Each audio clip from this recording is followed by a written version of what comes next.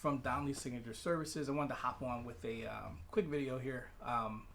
It is a cold and frosty day here in the Philadelphia area.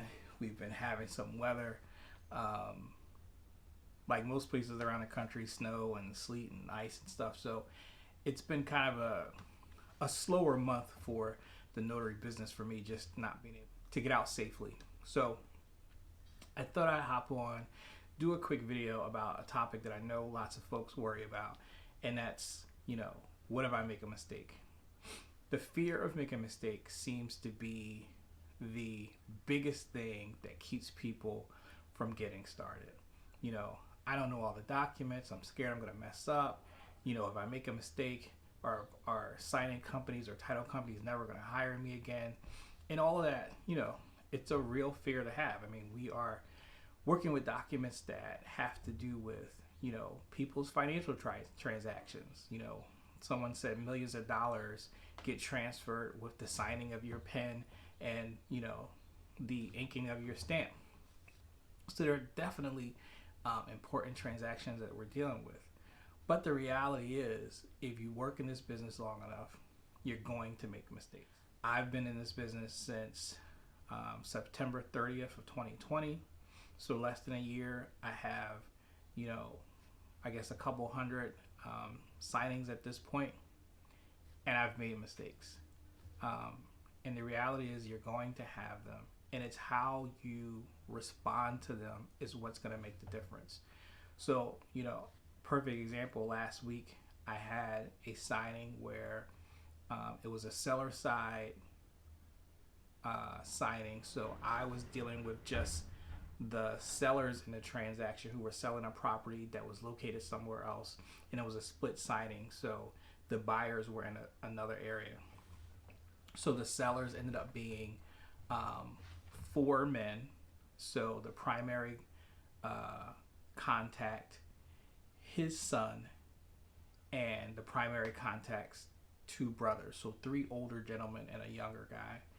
And when the instructions came through, it indicated that there was let's use the name Scott. There was a Scott Sr., a Scott Jr., and then there was Uncle Randy and Uncle Mike.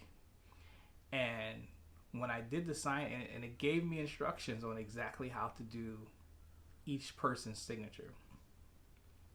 And when I got to the signing, I was so fixated on Scott Sr. and Scott Jr.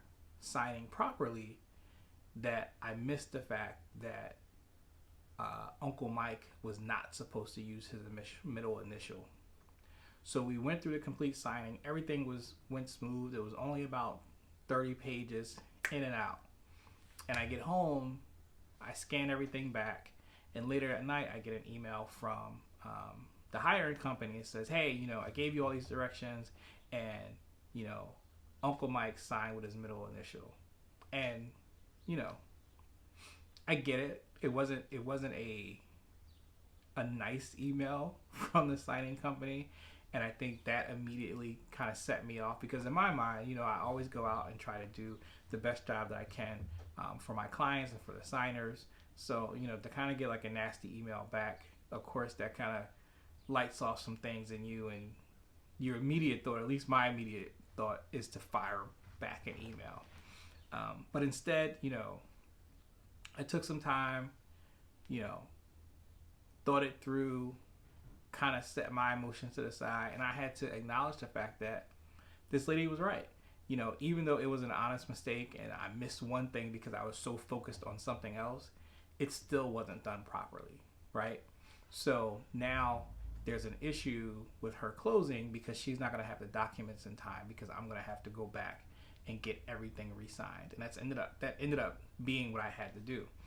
And in dealing with the hiring company, I just acknowledged the mistake, and I was truthful and transparent. I said, hey, I know you included instructions, but I was so focused on the senior and junior that I missed that Uncle Mike signed with his middle initial and he wasn't supposed to. I really apologize for this, and I'll get it corrected. And that's what I did. It ended up, unfortunately, it was a signing that was far away. So it was about an hour drive, and then I couldn't get the folks scheduled until the following evening.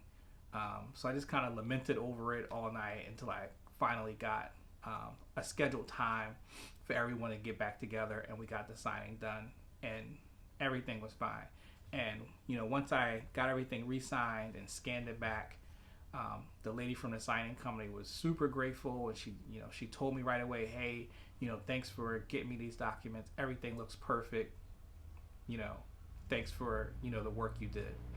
So it was what could have been a bad situation, or a bad situation made worse had I not, kind of owned up to what my mistake was and handled it professionally, and corrected it for the signing company. Now, will they ever use me again? I don't know. She might think, hey, this guy Kenyatta is a goof off, and I don't want him on, my loans anymore. But at least she can't say that I was rude or I was mean or I didn't fix my mistake. And that's what it's all about. Mistakes are going to happen. It's just a nature of this business, and they're going to happen. The big piece is, how do you handle the mistake? Own up to the mistake, and then make sure that in the end, you get whatever the issue is corrected as soon as possible and get those documents back to your signing company, because that's all they really care about. Once they get their documents back, typically all is forgiven, because they're busy. They know we're busy. As you do more of these packets and more of these signings, you're going to see that you get mistakes from the title company, so they're not infallible either. So they understand that these things happen. So what the best thing to do is just make sure that everybody treats everybody professionally, speaks to everyone professionally, and just gets the job done at the end. And if it's your fault, again, own up to it. Do the best you can to get it fixed as soon as possible by working with the borrower to get documents re-signed, or to get whatever is missing replaced in the packet, and then get it back off to title or to your signing or to your hiring contact. And that's it. And you move on to the next one. People talk about this in sports. When you miss a play or you lose a game, you can't get yourself stuck in what you did wrong. You learn from what you did wrong, and then you move forward. So once this error is completed and everybody is satisfied that everything has been corrected, you get right back on a horse and you get to your next signing and you move on. Don't get stuck in what if this happens again, or oh no, they're never going to hire me again. It's okay. Even if they don't hire you again, there's thousands of other signing companies out here, and you'll learn from the experience, and you'll be a better mobile notary because of it, right? So I encourage you to continue to get your training, continue to take signing jobs in order to increase your experience, and hopefully that will help you to minimize any errors that you have. And if they come up, you take it all in stride, you move forward positively, and continue to grow your business. So I hope this has been helpful. I shared a little bit of my story and my experience, and sometimes experiences aren't always great, but I think we all have an opportunity to learn from the bad stuff as well. So I hope this was helpful to you. If it is, make sure you, as they say, like and subscribe. So hit the button down there to subscribe to my channel. And also, if there's things that you'd like to know about or like for me to talk about, also put that in the comments. So that way I can, it'll help me come up with more ideas about things that, I can cover in terms of content that would be helpful, especially to new mobile notary signing agents. So until next time, be careful out there. Be aggressive about your business. Take every opportunity you can to learn and build your business. And I will see you soon. Peace. Hey, if you enjoyed this video, don't forget to like and subscribe and hit the little belly thing to make sure that you are receiving all our updates of new content. Thanks.